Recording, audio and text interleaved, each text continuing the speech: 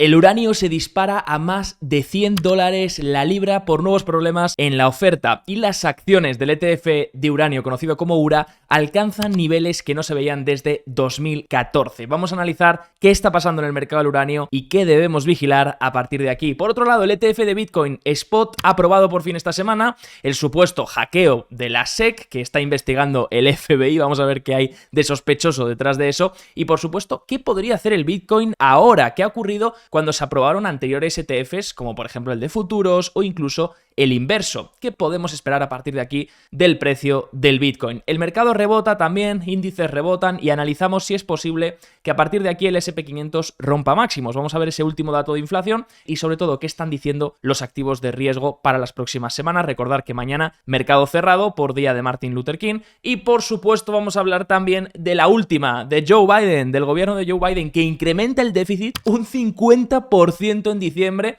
y encima no es que solo incrementes el déficit. Por supuesto, el déficit está en parte incrementando no solo por unos gastos muy elevados, sino también por la recaudación que está bajando. Se están recolectando menos impuestos y enseguida lo vamos a ver. El gobierno se enfrenta a una nube de deuda y debemos analizar, por supuesto, cómo afectará todo esto a los mercados. Recordar que dentro de poco conoceremos la emisión de deuda que va a realizar el Tesoro. A final de mes sabremos en qué tramo se va a financiar. Y no olvides dejar un like y suscribirte, por favor, para apoyar el canal si te gusta todo este contenido. A mí me ayudas muchísimo. Arrancamos, como siempre, con el mapa de la última semana y lo que vemos es que ha vuelto el dinero otra vez a las grandes. Estamos viendo cómo las magníficas vuelven a subir, tanto sector tecnológico, que vuelve a recuperar ese liderazgo tras la corrección, vuelve a rebotar fuerte, semiconductores también. Habíamos vigilado ya las roturas de AVGO y AMD, roturas de máximos que habían sido bastante interesantes y pues faltaba Nvidia por romper máximos. Venía comprimiendo ese movimiento del precio y finalmente ha roto esta semana. Lo hemos estado midiendo por la comunidad. Ha sido una rotura bastante limpia y ahora, por supuesto, Nvidia debería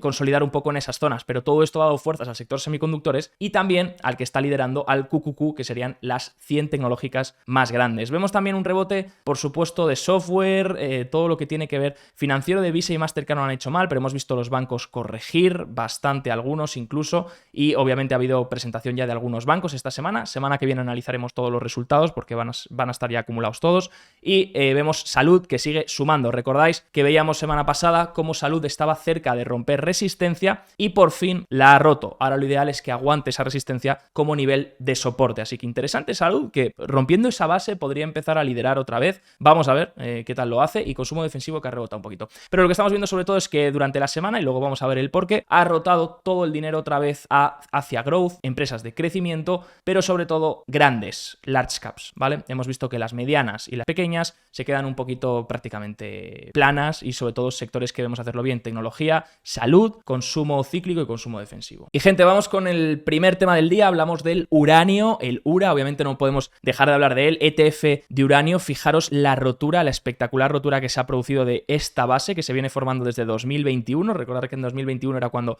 tocaba techo el uranio, empezaba otra vez la corrección fuerte y por supuesto ahora, tras venir subiendo desde 2023, consolidación, esta zona de consolidación que finalmente se ha roto con un volumen espectacular y creo que el URA hacía hasta un 7%, cerraba el pasado viernes. Aquí tuvimos un retroceso antes de romper, que fue justamente cuando el URA, el ETF, repartía dividendos, hacía la distribución de dividendos y justo, pum, pues después ha roto máximos. Una subida espectacular, por supuesto muy contentos. Acordáis que hace unas cuantas semanas os comentaba, estaba muy contento porque estaba viendo que el URA estaba cerquita de romper. Interesante esta semana vigilar el gráfico del URA. URA es de royalties, ¿vale? UE, que es productora, están comportándose bastante bien y el ETF de URA me gusta porque está rompiendo y hay que vigilar esta rotura, ¿vale? Todavía no está del todo confirmada porque me gustaría que veásemos lo que se denomina el follow through, ¿no?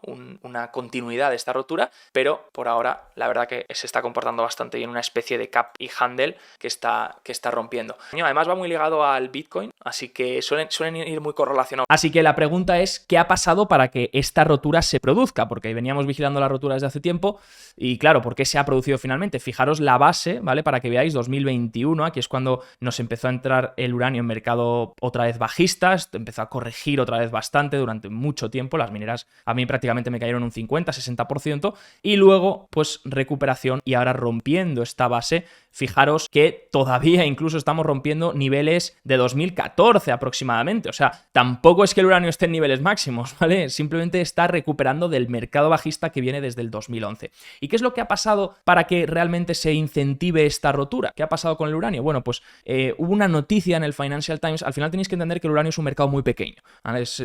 Prácticamente si juntásemos todas las empresas de uranio por capitalización bursátil, no llegarían ni a una capitalización de una gran tech, ¿vale? Y podríamos juntar todas las empresas de uranio. Entonces, a la mínima que entra dinero en el uranio, puede ser una subida muy fuerte como la que estamos viendo, ¿no? Por eso son tan volátiles, porque a medida que entra dinero en el mercado, pueden subir muy rápido, como pasó en 2021, acordaros, los que estabais con nosotros en la comunidad, veíamos acciones subir, cogíamos acciones que subían de repente un 100%, un 150% en apenas semanas, y era absurdo la volatilidad, pero claro, igual que te suben un 100%, te bajan, ¿no? Te bajan un 50% en pocas semanas, ¿no? Entonces, es un mercado muy volátil, porque es un mercado también muy pequeño, y al final, que publiciten una noticia en un medio de comunicación como el Financial Times, pues también puede atraer a muchos mirones, ¿no? Entonces, bueno, prácticamente el Financial Times decía el viernes que advertía sobre la falta de producción de uranio, ¿vale? De que un gran productor, en este caso están hablando de Kazatomprom, esperaba caídas de la producción en los próximos 2 años. Y tenemos que entender que el uranio está en una falta de producción tremenda. No hay uranio en el mundo, ¿vale? Y hay un déficit tremendo. Entonces,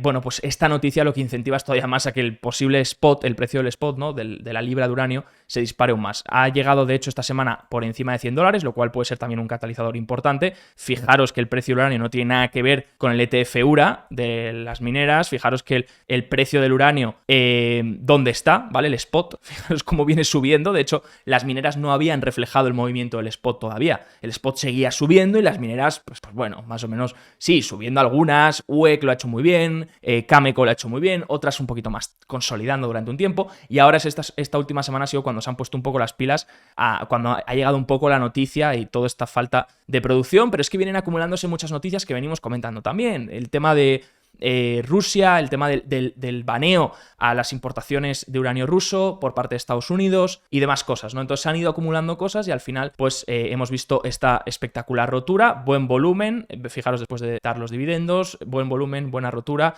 y ahora, bueno, ahora hay que ver, ¿no? Porque van a haber mucho interesado. Y ya, de hecho, estoy empezando a ver artículos en los medios de comunicación no en medios de comunicación muy mainstream, como podrían ser CNBC o Bloomberg, pero sí en medios de comunicación, pues como puede ser Zero Hedge, un poquito más de la industria, pero también que ya te empiezan a mostrar que, ostras, se está empezando a animar la cosa para que el retail entre, ¿no? Y entonces ahora todo el mundo va a venir, anda, el uranio sube un 10%, venga, pues me meto. Y esto puede traer mucha euforia, sí, puede traer subidas todavía más grandes, porque os digo que es un mercado muy pequeño, pero también tenemos que vigilar esa volatilidad, ¿no? Porque el uranio, tenganlo en cuenta para quien quiera meterse, el uranio es un activo que te puede subir las acciones de uranio te pueden subir un 100% en un mes, pero te pueden bajar un 50% también, ¿vale? Así que tengámoslo en cuenta. Ahora, si miramos el URA, que es el ETF, ¿vale? Yo el URA no lo llevo, ya sabéis qué posiciones llevo, las dije en el vídeo en el que hablábamos de la rotura del URA, y ahora mismo si el URA corrigiese, pues tendría, de hecho tiene hasta corregir hasta aquí si quiere, ¿vale? De hecho, mientras mantenga esto, incluso sigue siendo alcista por mi parte, así que bueno, pues mientras mantenga la rotura, sigue siendo alcista. En el momento en el que perdiese la rotura es cuando se metería otra vez en territorio bajista por mi parte. Pero vamos, yo espero que ahora pueda seguir un poco la euforia por el efecto llamada, ¿no? De que todo el mundo vaya viendo eso, pero luego consolide durante un tiempo, porque es lo lógico, ¿no? Pero vamos, uranio, que ya sabéis la falta que hace y por supuesto la falta de uranio que hay en el mundo entero. Por otro lado, la SEC aprueba los primeros ETF de Bitcoin al contado. Por fin esta semana ya se han aprobado los ETF Spot de Bitcoin. Y bueno, ha sido unas risas lo de la SEC. Mira, yo estaba en el portátil y veo que la SEC sube un tweet diciendo que ya se había aprobado el spot de Bitcoin. Y digo, el ETF spot de Bitcoin. Y digo, ¿cómo puede ser? Si se supone que estaba previsto para mañana. Y resulta que rápidamente Gary Gensler, el presidente de la SEC, subía un tweet diciendo que habían hackeado la cuenta de la SEC y que todavía no había ningún Bitcoin spot aprobado. Bueno, hasta había una imagen y todo. Mira, yo creo, sinceramente, que a alguien de la SEC se le escapó el dedo, publicó el tuit antes de que lo tuviese que publicar, a lo mejor el equipo de redes o lo que sea, y la han liado. Dice que les hackearon, supuestamente les hackearon, de hecho que dicen que el FBI está investigando este hack que les habían hackeado y luego al día siguiente, obviamente ya lo volvieron a... sí que lo aceptaron. Eso sí, no subieron ningún tweet. No subieron ningún tweet el día siguiente, creo. Entonces, bueno, este hack extraño, ¿no? Es para cuestionarse cosas. Sea como sea, Bitcoin que, bueno...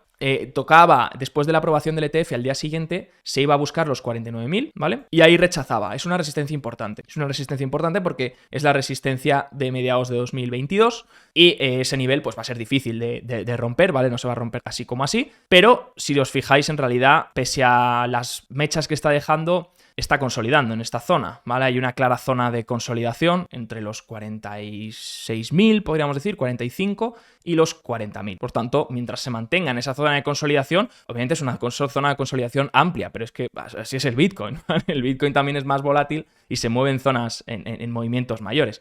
De hecho, si superponéis el precio del Bitcoin con el del uranio, es muy parecido, se mueven prácticamente a la par.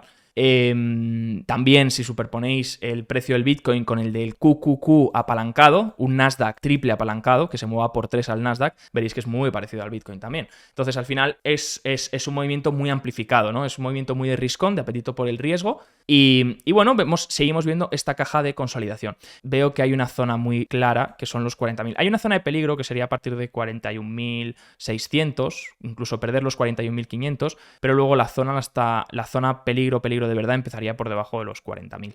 ¿Vale? Ahí ya perderías toda la caja de consolidación. Ha habido un intento de rotura de la caja, no se ha logrado, por lo que puedes esperar el efecto opuesto, ¿no? Cuando un movimiento no se da, puedes esperar el efecto contrario y a lo mejor buscar la parte baja de la caja y luego intentar volver a recuperar, ¿vale? Algunos dicen, fijaros, que se ha lanzado el ETF de Spot y que va a pasar como en anteriores ocasiones, ¿no? ¿Qué pasó en anteriores ocasiones? Bueno, se lanzó los futuros de Bitcoin, corrigió el Bitcoin. Se lanzó el ETF de futuros, porque recordad, ya había ETFs de futuros, ¿vale? De Bitcoin, y justo empezó a caer el mercado, ¿no? Sale el ETF inverso de Bitcoin en junio de 2022, creo que fue. ETF inverso de Bitcoin, esto lo he puesto yo, la imagen esta la he cogido de Twitter, pero esto lo he añadido yo, que sale el ETF inverso de Bitcoin justo en junio de 2022, ¿vale? Aproximadamente en mitad de 2022. Y el inverso lo que hace es replicar a la baja. Entonces el inverso sale porque como el Bitcoin venía cayendo, la gente quería comprar el ETF inverso para ganarle pasta, porque si el Bitcoin cae, el ETF inverso sube, replica a la inversa. Entonces sale el ETF inverso de Bitcoin y justo el Bitcoin prácticamente busca el suelo en los meses posteriores y ahora sale el Bitcoin Spot, el ETF Spot. Entonces la gente está diciendo que, claro, que siguiendo esta filosofía de masas, que es lo lógico, o sea, tiene todo el sentido del mundo, que como el mainstream ya ha llegado y como la gente quiere ya el ETF Spot de Bitcoin, pues posiblemente ya sea el momento en el que el Bitcoin va a corregir, como ha ocurrido en anteriores ocasiones y como empezó a subir cuando salió el inverso del Bitcoin. No es mal análisis, es un análisis de sentimiento contrario, que tiene todo el sentido del mundo. Lo que pasa que también tenemos que tener en cuenta que depende de la perspectiva en la que lo mires. Claro está, o sea... Finalmente, aquí, por ejemplo, os digo el porqué, dejadme que desarrolle, porque aquí ya se me van a tirar al cuello. Fijaros que aquí los futuros de Bitcoin son aprobados, ¿vale? Si lo miras en una perspectiva cortoplacista, pues a lo mejor dices, hostia, venimos de una subida impresionante y a lo mejor esto ya es la euforia última que faltaba, ¿no? Que la gente pudiese incluso entrar en futuros de Bitcoin. Pues es lógico que tuviésemos una corrección. Pero si lo miras en perspectiva, esto es 2018, que tampoco ha pasado tanto, 2018 se aprobaba esto y fijaros dónde está el precio ahora, ¿vale? Es que fijaros dónde está ahora y fijaros dónde estuvo. Entonces, en 2022. Entonces, por mucho que sí, que digas, bueno, es que se ha aprobado tal y puede corregir. Sí, pero al final lo que ha supuesto es también más entrada de capital y que al final esto siga en el largo plazo subiendo. Por lo tanto, si me tuviese que mojar, porque al final yo fallo mucho, ya lo sabéis, pero en el corto plazo, fíjate que no tengo ni idea de lo que va a pasar, porque el corto plazo es impredecible, pero en el largo plazo, en principio, el spot de Bitcoin debería dar acceso a institucionales. Que esto es lo que la gente no se pregunta, ¿por qué no se puede comprar Bitcoin ya en exchange y demás? Un institucional no va a abrir cuenta en un exchange. No va a mandar su dinero a Estonia para poder invertir en criptomonedas. Y menos las va a guardar en un llavero frío o en un custodio o lo que sea. ¿Por qué no? Porque no corresponde. No puede ningún fondo acceder a esto. Entonces, al haber un ETF ahora, las cosas se solucionan, ¿no? Y entonces ahí es donde está un poco la tesis alcista. Y bueno, al final en el corto plazo es impredecible, por lo que seguiría mirando el análisis técnico, y en el largo plazo, en principio, debería ayudar. Debería ayudar, ¿por qué? Porque das acceso a sobre todo los institucionales, que son los que manejan el dinero. Y la tesis detrás de Bitcoin, del precio del Bitcoin, es que al final, pues el institucional, la media de institucionales tenga, pues como en el oro, ¿no? Un 2% asignado al oro. Pues en este caso, si tuviesen un 2% cada fondo de media asignado al Bitcoin, pues todo eso se traduce también en un precio superior a largo plazo, ¿no? En el corto plazo, pues por supuesto que puede venir una corrección, pero vamos, para eso yo vigilaría más bien el técnico que lo que digan las masas o lo que diga el ETF o lo que diga tal. Si se pierden los 40.000, pues obviamente habrá que tener cuidado, pero incluso los 40.000 pueden ser una zona de engaño, porque todo el mundo la va a estar vigilando a nivel psicológico. Entonces, bueno, a lo mejor se pierden, luego se recuperan. Vamos, al final, si nos empezamos a mantener por debajo de los 40.000, puede empezar a ser peligroso. De Grayscale Bitcoin dice que, bueno, todavía es pequeñito, ¿vale? Lo que ha captado, por supuesto, comparado con el del oro o comparado con otros ETFs, obviamente no va a llegar al nivel del SP500, pero bueno, poco a poco podría ir ganando cuota de mercado, ¿no? Y luego también, pues este artículo interesante de Econometrics muestra los costes, ¿vale? De los diferentes ETFs de Bitcoin que se han aprobado. Vemos que Grayscale y Hashdex son los que tienen un coste bastante más elevado. Fijaros que el Invesco no, algunos incluso, la mayoría están en rangos de 0,25, que es lo lógico en el ETF, ¿vale? De coste, pero es que algunos se han superado, vamos, el 1%, lo cual es una barbaridad. Por otro lado tenemos ratio ETH versus Bitcoin, Ethereum versus Bitcoin, venía yendo a la baja, ¿vale? Desde 2022, el Bitcoin lo venía haciendo mejor, también se estaba descontando, por supuesto, esa aprobación del ETF de Bitcoin, y ahora, pues el Ethereum, justamente el movimiento nada más aprobado del ETF, el Bitcoin, fue que el Ethereum lo hiciese un poquito mejor y el Bitcoin recogiese, ¿no? Entonces, este nivel es muy importante para el Ethereum y yo creo que ahora el Ethereum lo podría hacer un poquito mejor en términos relativos que el Bitcoin, ¿vale? No significa eso que el Ethereum vaya a subir, porque sí, significa que el Ethereum lo va a hacer mejor que el Bitcoin. Si los dos bajan, el Ethereum bajaría menos. Si los dos suben, el Ethereum debería subir más. Por lo menos, parece que toca a nivel de ratio, el ratio que llega a niveles importantes como comparte Alfonso de Pablos, ¿no? Bueno, yo personalmente he movido un poco, he recogido un poco de la parte de Bitcoin, lo he metido a Ethereum, ahora 61 pesos, 39 pesos. En el último año esperemos que siga igual de bien al hacer esta transición. No, me decís muchos y me recomendáis, oye Javier, compra estas criptomonedas que son mucho mejores que Ethereum y Bitcoin, que van a subir mucho más, que van a triplicar. No es mi campo, ¿vale? Si yo estoy en Bitcoin y en Ethereum es porque es en lo máximo en lo que puedo estar, pero ya meterme en otras criptomonedas no es lo mío, porque yo ya miro otros mercados y miro otras cosas y ya asumo riesgo con otros mercados, como puede ser, por ejemplo, el del uranio, ¿no? Por otro lado, Nikkei 225, índice japonés que se dispara. Locura, ¿no? Cierra por encima de los 35.000 por primera vez desde febrero de 1990. Fijaros la rotura que venía haciendo. Esta no la anticipamos, tengo que reconocerlo, esta no la hemos cogido. Y fijaros, una pena porque fijaros la pedazo de rotura que ha hecho el Nikkei. Normalmente el SP500 sigue al Nikkei, ¿vale? Los índices estadounidenses tienden a seguir a los índices japoneses. Pero vamos a ver exactamente qué podemos esperar de los índices estadounidenses esta próxima semana. Recordad que el lunes el mercado cerrado.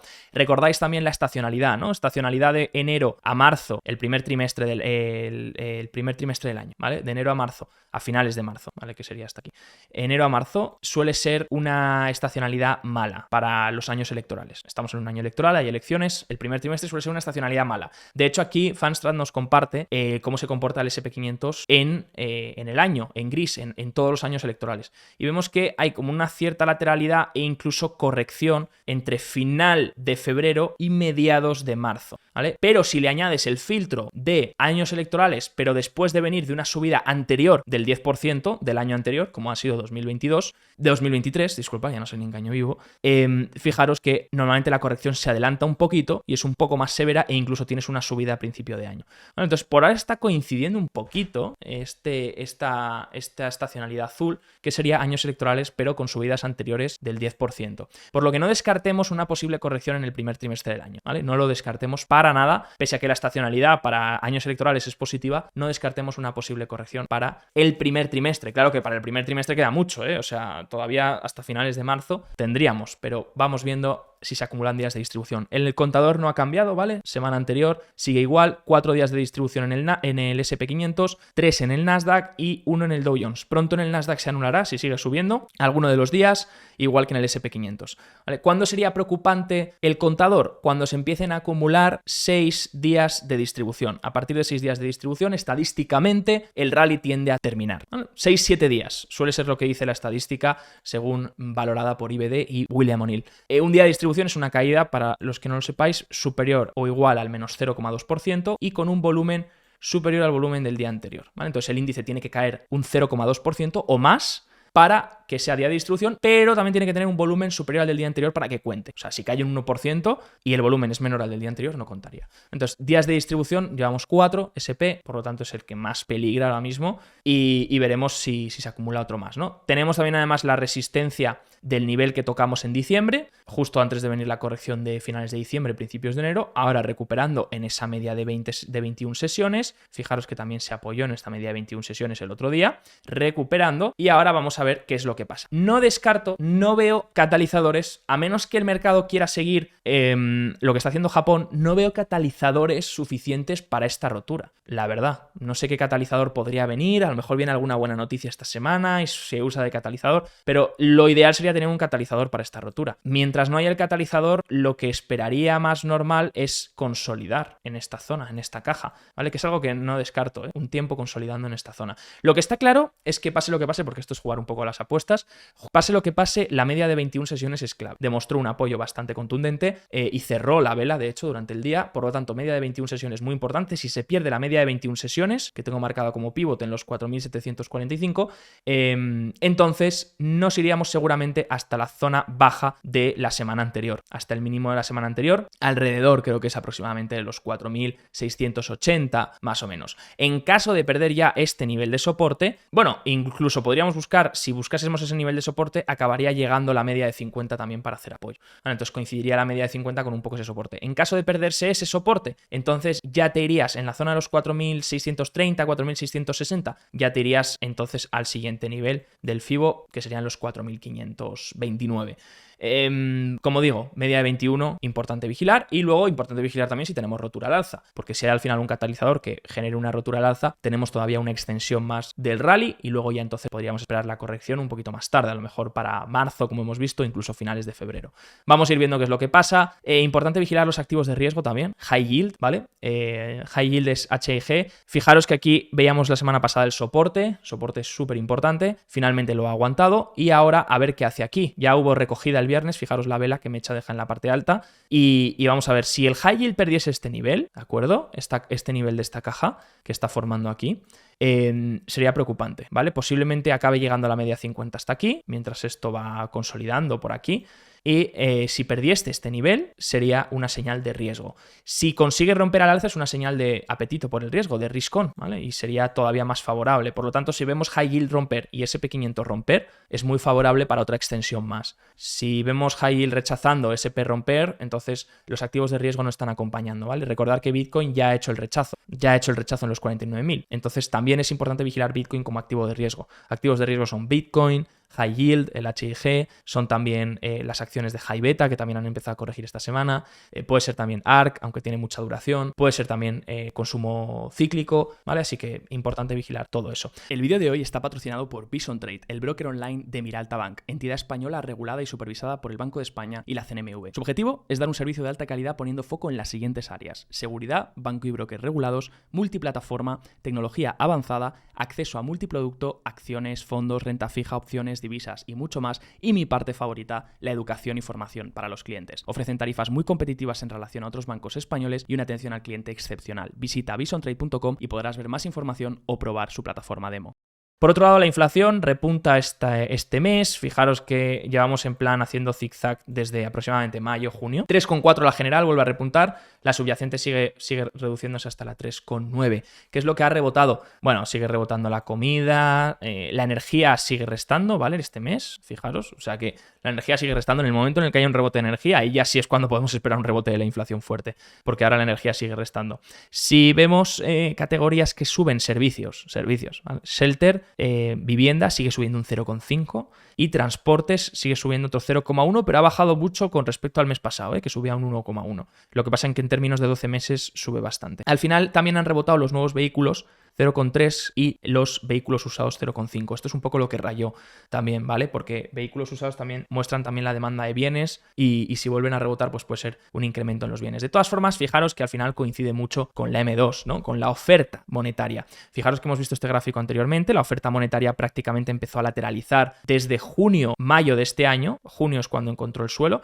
Recordad que ahora la oferta monetaria nos da mensual, ¿vale? Así que tardamos mucho en conocer los datos. Vamos a ver dónde apunta el siguiente mes, el mes de enero. Pero como estáis viendo, lateralizó y cuando empezó a lateralizar es justamente en junio de este año, junio de 2022. Ay, va, qué casualidad que fue justamente también cuando la inflación, el CPI, la inflación general, empezó a lateralizar también. Así que al final depende todo de la oferta monetaria. Sí que los shocks de oferta afectan y sí que lo del Mar Rojo puede tener un impacto. Se está hablando mucho ahora del Mar Rojo.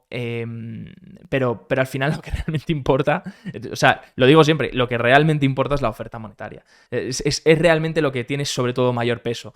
Y vamos a ver cómo afecta esos shocks de oferta, pero vamos a ir viendo, por supuesto, también lo que pasa con la oferta monetaria, ¿vale? Pero recordar, o sea, las expectativas de inflación han repuntado, pero tampoco lo han hecho exageradamente. Sería, si se combina un rebote, una eliminación del efecto base para los próximos meses, porque ya no tienes el efecto base para hacer ayuda en términos intraanuales, si se quita el efecto base en los próximos meses y además le sumas un shock de oferta en tema de shipping y le sumas un rebote de la energía, ¿vale? A lo mejor del petróleo, por ejemplo, el precio del petróleo, ahí ya tendrías un cóctel molotov bastante salvaje para la inflación, porque tendrías un cóctel molotov donde tienes servicios rebotando, donde tienes bienes de consumo rebotando, donde tienes salarios rebotando, porque hemos visto que los salarios han vuelto a rebotar, el crecimiento de los salarios, y donde tienes el petróleo rebotando y también los costes de shipping, ¿no? Los costes marítimos. Entonces, todo eso sería un cóctel brutal para la Fed que supondría un shock terrible y además para el que no se ha dejado margen de seguridad. Por eso, cuando veíamos los temas más importantes para el año, uno de los temas que quise resaltar es quién va a tener razón. ¿Realmente la Fed va a poder recortar toda la cantidad de tipos de interés que quiere recortar? ¿Realmente va a poder? Esa es la gran cuestión. ¿Realmente va a poder recortar todo lo que quiere recortar? Y más aún, el mercado está esperando más recortes que la Fed. ¿Va a poder realmente la Fed recortar a ese nivel que espera el mercado? Así que son preguntas cuanto menos curiosas, ¿no? Los intereses del 10 años, que como veis, decíamos semana pasada, zona clave media de 200, no han conseguido subir, ¿vale? Este fue el rechazo de la semana pasada, no han conseguido traspasar esa media de 200, han seguido corrigiendo ligeramente hasta la zona del 3,9%, el interés del bono a 10 años, y más o menos se mantiene ahí, ¿vale? Podríamos ver una consolidación en esta zona entre el 3,8% y el 4,2% durante un tiempo. Sobre todo va a ser hasta que veamos la emisión de deuda del Tesoro a finales de este mes. ¿Dónde va a emitir? ¿Cuánto papel va a emitir? ¿Y en qué tramos lo va a emitir? El dólar lo mismo. El dólar, recordáis que veíamos esta tendencia que no conseguía romper, justo con la media de 50, haciendo rechazo, el dólar index, y vemos que se ha mantenido consolidando. No ha seguido subiendo y eso ha permitido que los índices también puedan rebotar. Si viésemos un dólar romper la media de 50, el dólar index, ¿vale? Estoy mirando el Dixie. Si viésemos un dólar index romper la media de 50, sería bastante preocupante para los índices, ¿vale? Esto forzaría a los índices posiblemente a corregir. Y se acumula algo interesante, porque se acumula el tema de la emisión del Tesoro a final de mes, pero también algo que conocemos esta semana, y es que el déficit para diciembre ha incrementado un 50%. Y no solo eso, además se está recaudando menos dinero. Por eso está disparando el déficit, porque el gasto es tremendamente abultado y encima recolectas menos ingresos, por lo tanto el déficit incrementa. Fijaros que además diciembre suele ser un mes bastante tranquilo, ¿vale? Suele ser un mes de déficit bastante bajo y parece ser que ha incrementado bastante, 129.000 millones. Como veis ahí, aquí tenemos los ingresos. Y los gastos, por supuesto, cuarto gasto, que siguen siendo los intereses. Recordáis que para 2050 se proyecta que los intereses sean prácticamente el primero o el segundo gasto del gobierno, simplemente por toda su deuda que tiene que pagar, todos los intereses que tiene que pagar y, por supuesto, el error que cometió el Tesoro en 2020 de no financiarse a largo plazo y financiarse a corto plazo, ¿vale? Ese error por el que no han despedido a Janet Yellen, pero que muchos inversores, como puede ser Druckenmiller, la han acusado, ¿no? De ello. Entonces, bueno, pues el déficit, por supuesto, sigue ayudando a la economía basada en una política keynesiana, ¿no? A incentivar la economía como se pueda. y por supuesto es verdad que con un déficit tan largo nunca ha iniciado una recesión, ¿vale? Es con un déficit tan abultado. Comparte 314 Research, un gráfico muy interesante, y es verdad, es que con un déficit tan elevado es difícil que una recesión arranque, ¿no? Pero todo esto plantea una duda, y es ¿qué va a pasar con el interés del bono a 10 años? Porque claro, si estamos viendo un déficit que se prolonga, vamos a tener que ver mucha emisión por parte del Tesoro también, y la pregunta es si va a haber oferta en el mercado para recoger toda esta emisión. Si faltase oferta para recoger esta emisión, entonces podríamos ver otra vez en los tramos largos algo repetirse como en el verano de 2022, un rebote de los intereses en los tramos largos que harían bastante daño a la duración, bastante daño a los activos de mayor duración, small caps, acciones de mucho crecimiento pero sobre todo pequeñas, haría daño otra vez al oro incluso. Vamos a ver, esperemos que no, pero posiblemente a lo mejor pudiésemos ver si vemos depende de la emisión, depende de la emisión que del Tesoro, pero si viésemos que hay emisión sobre todo en las partes largas, a lo mejor podríamos volver a ver un incremento en los intereses. Por eso vigilaría el interés del 10 años, esta zona es relativamente importante, la zona del 4,2% aproximadamente, y por supuesto la media de 200, la zona del 4%. Son zonas bastante relevantes y que habrá que ir vigilando en las próximas semanas. Yo me despido, espero que os haya gustado el vídeo, por favor si es así dejar un buen like y no olvidéis revisar los contenidos de abajo en la descripción por si queréis más formación. Un abrazo fuerte y nos vemos como siempre el próximo día. Chao, chao.